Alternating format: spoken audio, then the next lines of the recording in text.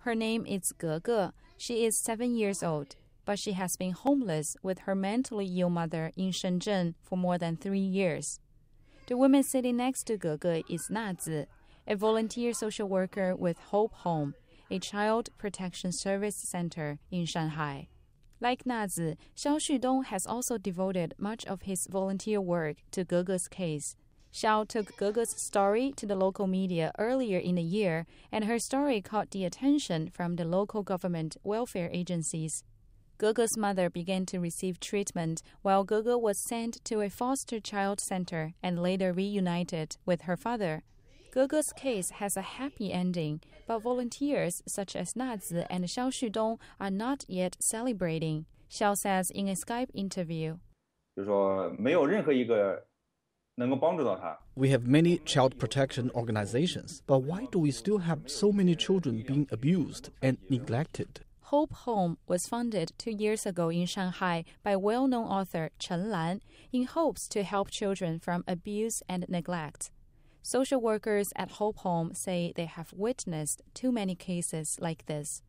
Xie Chang'e is a lawyer who volunteers legal assistance at Hope Home.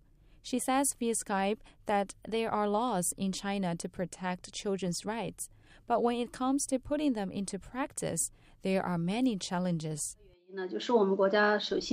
China's civil laws and laws on the protection of minors are rather general with no concrete and feasible practices to follow. However, the government is becoming aware of the loopholes in the child welfare system.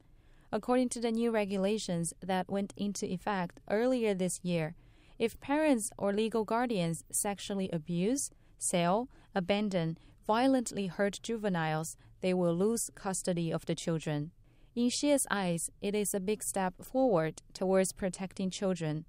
But she says law enforcement and civil affairs agencies are not fully aware of and following the new regulations. She also points out that although the new regulations are legally binding, they have not been written into laws yet.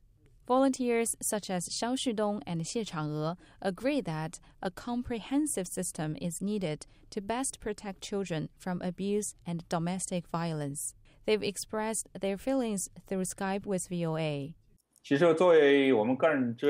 As just one volunteer myself, I feel most of the time I cannot do much to help these children.